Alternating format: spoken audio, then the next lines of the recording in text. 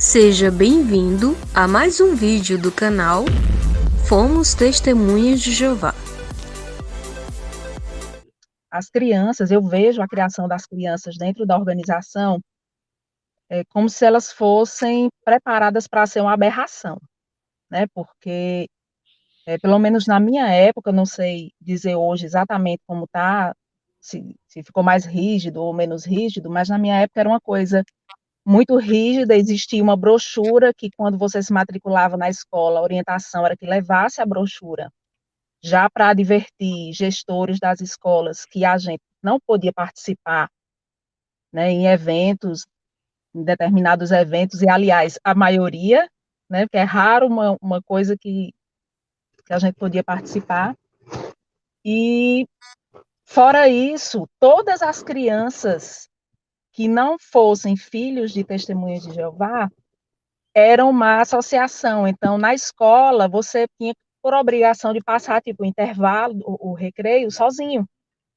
Ainda hoje eu comentava com meus filhos aqui, dizendo assim, que o terror para a gente era quando tinha uma outra testemunha de Jeová estudando na mesma escola, porque você era delatado frequentemente. Ó, passa o recreio com os amigos mundanos, né? Então, assim, é uma perseguição realmente ao desenvolvimento da pessoa.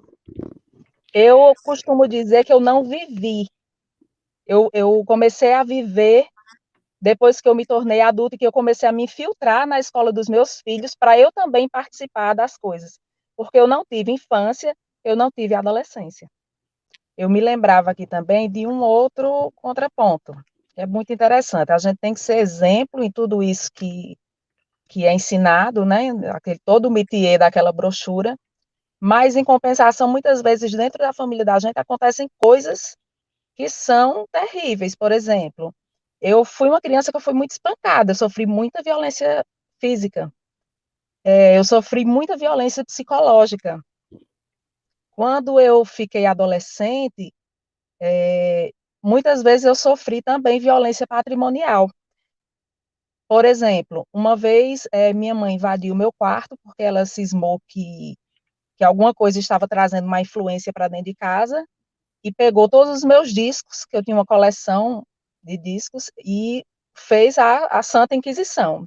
Incinerou todas as minhas coisas, incinerou revistas minhas, coisas que não pertenciam, que ela achava que não pertenciam a, ao comportamento e aos objetos que uma jovem testemunha de Jeová tinha que ter. Ela incinerou tudo. Então, é assim, é um tormento, é uma vida atormentada. Você não se sente normal na escola, você não se sente normal em casa, e, enfim, não há vida. Eu estava entrando na adolescência, né, despertando assim já para namorar e tudo, e além de eu ser diferente dos jovens da congregação, então, assim, as mulheres sabem que é um pouco difícil atingir os requisitos para se namorar, para se ter um bom namoro lá dentro. E fora isso, eu também não me agradava dos rapazes de lá, então, vez por outra, namorava alguém de fora. E aí, quando vinha toda aquela confusão, né, todo aquele problema que se cria em torno disso, a culpa era da influência de Satanás dentro de casa.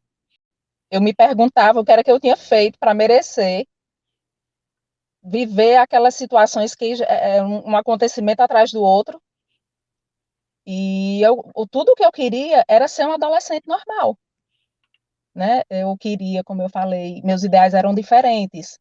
Eu nunca tive comportamento ruim, mas a minha maneira de encarar as coisas, de querer encarar as coisas como uma adolescente normal, incomodava demais, porque o ensinamento era que quando você chegasse na escola, você já tinha que se identificar como uma testemunha de Jeová, era como se você tivesse que ter orgulho de dizer isso, e eu não tinha, porque eu não gostava, eu estava lá obrigada, né? Então, eu já começava por aí, eu não me identificava.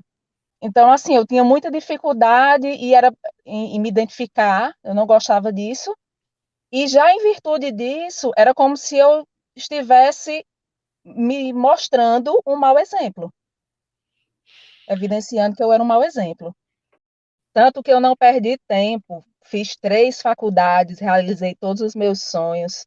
E, assim, me dói muito quando eu vejo o depoimento dessas pessoas que trabalharam, que dedicaram a vida toda e são dispensados, como a gente viu essa semana, né? O rapaz lá de Betel, o irmão lá de Betel, dispensado. Se não tem a família para apoiar financeiramente, essas pessoas vão viver de quê? É muito cruel. Isso é muito cruel.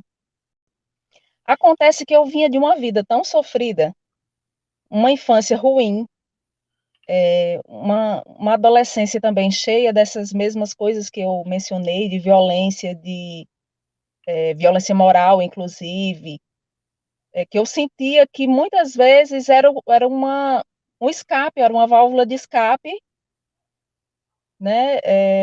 Tentar viver uma vida normal, uma vida de adolescente normal.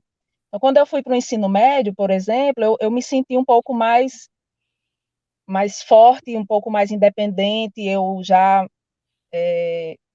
fazia amizade com outros adolescentes, inclusive tive a oportunidade de trabalhar numa empresa muito importante aqui da região e fiz vários amigos lá dentro. Conversava com pessoas mais maduras, com pessoas mais velhas que eu e ouvia a opinião deles a respeito da, de pertencer a uma religião assim. Tive bastante apoio, tive algum apoio moral de algumas pessoas. E assim eu fui levando até a época em que chegou a hora de casar, né? Fui, eu casei aos 24 anos, fui mãe com 26, e a partir daí é que eu comecei, assim, realmente a ter um respiro, pensar melhor, perder o medo, procurar viver coisas que eu não tinha vivido ainda. Então, foi é uma parte da minha vida que é muito triste para mim lembrar. Infância e adolescência. Eu não tenho boas coisas para lembrar, sabe? Aquela coisa que se eu pudesse passar uma borrachinha, era a fase da minha vida que eu teria apagado, infância e adolescência. E aí tinha as saidinhas, às vezes, né? Vamos para uma praça, vamos para um outro lugar e tal, e ficavam lá conversando, aquela coisa só, a rodinha de jovens e tal. E isso incomodava muito quando chegava aos ouvidos tanto da minha família como das pessoas da congregação, né? Porque as amizades o lazer, você tem que estar sempre junto com o pessoal da organização.